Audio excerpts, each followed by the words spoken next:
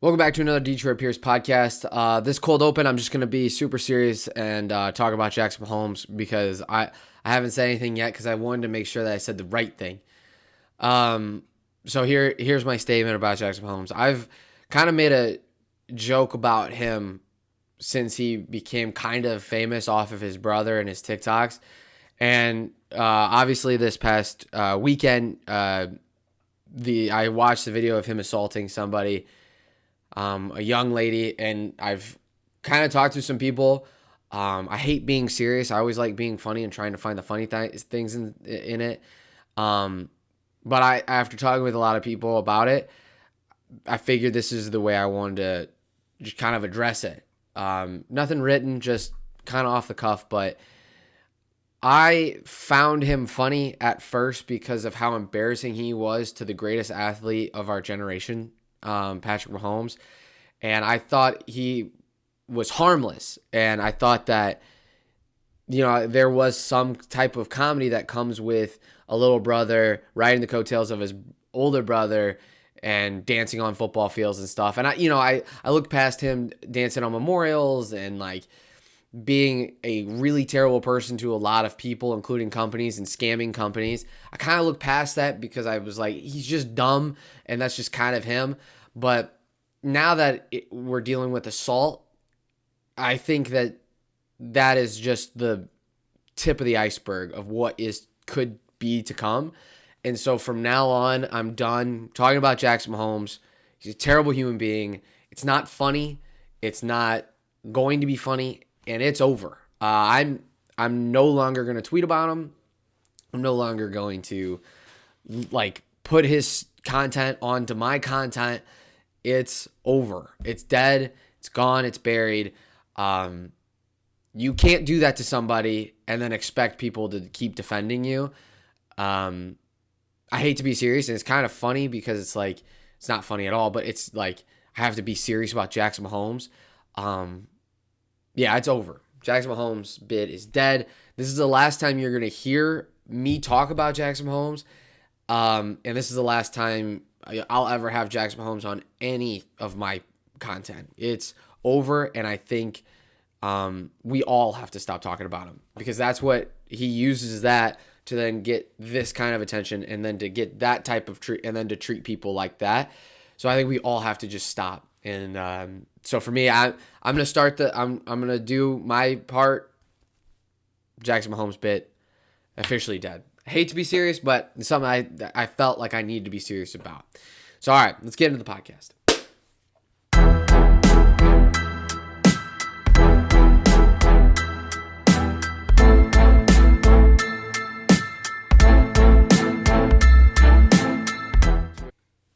Welcome back. Thank you for listening. Sorry that I had to be serious. Now we're going to get back to the funny bits. Just felt like I needed to be serious about that.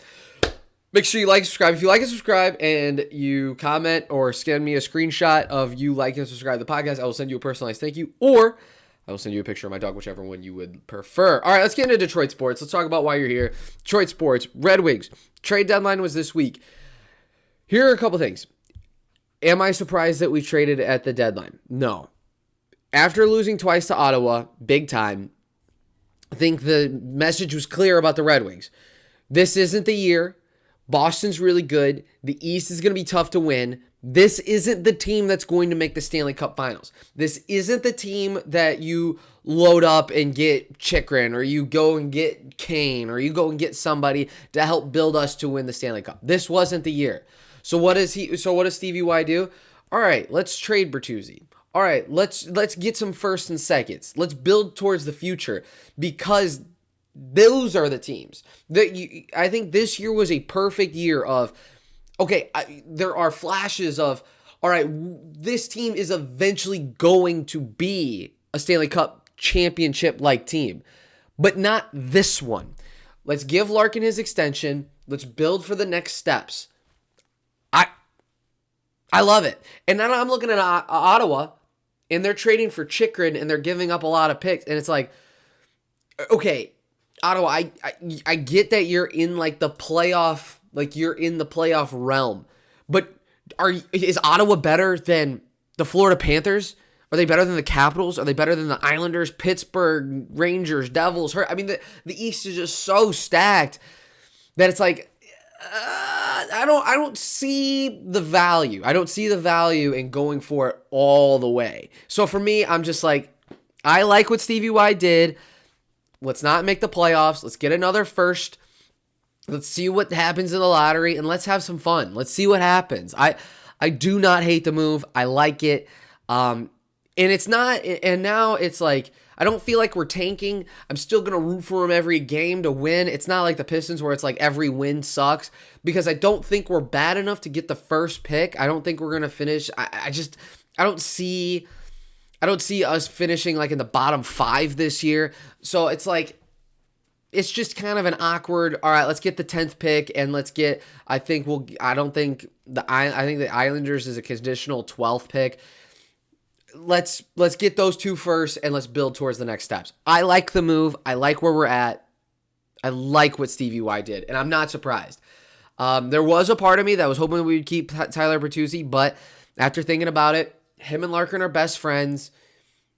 Tyler's going to go to the Boston, and he's going to lose in the Eastern Conference Finals to like the Rangers or something, and he can come back. There's no doubt. I'm sure that was a conversation that Stevie Y had with Bertuzzi. Like, hey, we're going to trade you. You're on an expiring contract. This doesn't mean we hate you. You're more than welcome to come back. We are actually going to come out and try to get you this offseason. We just need to get some more picks so that our future is better. I wouldn't be surprised if the conversation between Bertuzzi and the Red Wings aren't there this offseason. So I like what we did. I like what we did. I really do. I think we added a couple good pieces in the future. I'm excited. I'm excited for that. But I'm glad we didn't go all in, especially in a year where the Florida Panthers just got off winning the President's Trophy and they're out of the playoffs, so they can, like, they're still sneaking around. I really like what the Rangers did. They're going to be really good. The Devils are sneaky good. The Hurricane are going to be great. I low-key think that they might even win the Eastern Conference. Boston obviously is one of the greatest regular season teams ever right now. Tampa Bay Lightning, nothing to mess with. I know Toronto is kind of a joke right now, but I wouldn't bet against them getting out of the East either. Like, there's just so many things where I'm just like, maybe right now isn't the time to go for it all. I like it. I really like what they did. All right, let's talk about the Pistons. 1-10 in their last 11, and Jay Nivey pulls off the greatest tank move of all time. Now, people are going to look at that clip and they said, oh, well, that just means he has no core awareness. You can't build around him because he's so dumb. No, I'm making the case that he had so much court awareness to where he knew, I didn't have any timeouts. How am I going to lose this game so we can tank even harder? That he went all the way to make himself look dumb, call a timeout, let the Bulls win. Let's go 1-10 in our last 11. I love it. I love it, Jaden Ivey. Know what the future's about. This isn't the year. Let's go get Scoot Henderson. Let's go get Victor Wembanyama, and let's move on. Let's keep it going. Also, I know Scoot Henderson's going to be a second pick, and if we get the second pick, I'm hoping we trade down because there's a couple of shooters that I would like to build around. I don't think Scoot Henderson fits what we want to do. I'm just saying. All right, let's hit the lottery. Let's see what Tankathon gives us in 3, 2, 1. All right, we fell down to the third pick and picked Brandon Miller. All right, when we get to that Brandon Miller, Jalen Carter conversation, that's a bridge I'm gonna have to. I don't know how I'm gonna talk about that when that's just not good. That's just bad. I'm not gonna talk about that and Jackson Mahomes at the same time. All right, I'm just gonna avoid it for right now because that's future Pierce's problem. Whew. Jalen Carter is really good. All right, Tigers. Spring training is here. They are hitting the baseball. Last year, we were last in runs by like 95 or something like that. Like something crazy, right? This year, it feels as though we can now hit. I know it's spring training. I feel like they're showing me flashes of hitting, which is exciting, right? Right? Yeah, I'm trying. I knew I was going to do this to myself. That opening day, we're going to win like on a Javi Baez walk-off. And I'm going to be like, we can do something here. So I'm feeling as though there is a chance that I convince myself that we can win the AL Central. Now, that is very weird that I'm now talking about convincing myself that we can win the AL Central. There's like steps of like being excited for the season. The first step is convincing yourself, and I'm almost there because I'm starting to see what we weren't doing last year, and now we're doing it this year. Right? If we can score runs and we pitch like last year, we're a 500 team. That's all I'm asking for. I'm not asking to win the AL Central. We can't win the AL Central, but if we could just be like 500, just make it fun. I want to be fun. I just want to be fun. You know, like the Red Wings. The Red Wings are fun. The Tigers are not. I just want to be fun. Or they're just not going to be. I'm going to convince myself. I know it. I know I'm going to convince myself. I know it. All right, Lions. Let's talk about the Lions, last team of the 4. Dan Campbell. Let's turn the hat around. Dan Campbell gets it. You finally understand where I'm coming from when I say the combine is not everything. It isn't. It's not everything. You don't, just because the guys are doing really well and running a 4.3 40 doesn't mean they're a first-round pick. Dan Campbell gets that. He said it in his press conference. He's like, I'm just here to do the interviews. The interviews hold the most weight. We've already seen the tape. I don't care what you do in pajamas. I care about what you do on the football field. Dan Campbell, you understand, you beautiful human being. I think he acts dumb, so people unassumingly think he is dumb, but he's actually really smart. I love it, Dan. I love it. Anthony Richardson. Okay, great, he's doing all this cool stuff. Don't fall in love. You have Jared Goff. I love it. I love it. Speaking about Anthony Richardson, him climbing the boards and being a combine superstar helps the Lions out. Now, let me explain. That first pick of the Bears is going to be traded because there's kind of like these levels of quarterback. I think level 1 is Bryce Young, CJ Stroud. Level 2, Will Levis and Anthony Richardson. I think the CJ Stroud and Bryce Young are going to get picked in the first 3 picks. I think those 2 are going to be taken.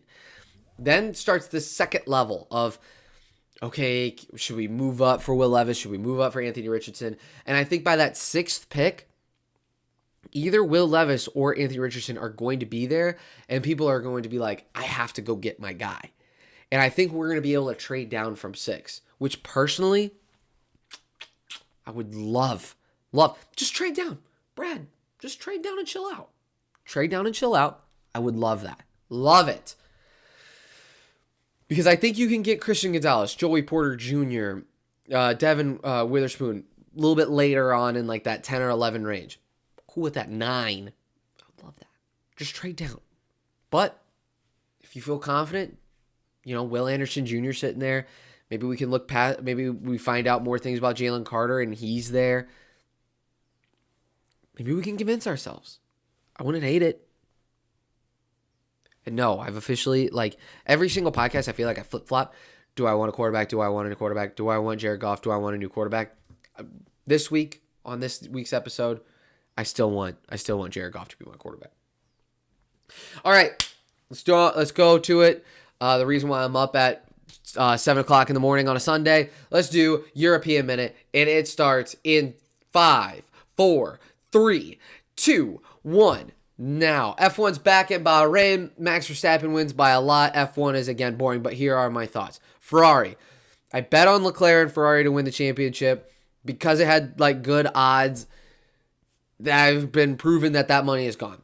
I'm a huge Lando Norris fan. McLaren, you can suck it. I hate you. You're the worst. You're terrible. You're horrible. Everything about you sucks. I hate you. I hate you. I hate you. Max is boring and bad for the sport. Happy for Fernando Alonso and Aston Martin. Williams is sneaky tough. They are going to be in the points a lot. Did I say McLaren sucks and that they suck really bad? Yes, I did. Bottas is sneaky good. I want Mercedes to be better so that they can fight for that first spot to win Constructors. I don't want it just to be a 3-way race for second place. I want it to be a 4-way race for the first. And then Chelsea won. Congrats. What do you want, a freaking cookie, dude? I hate it.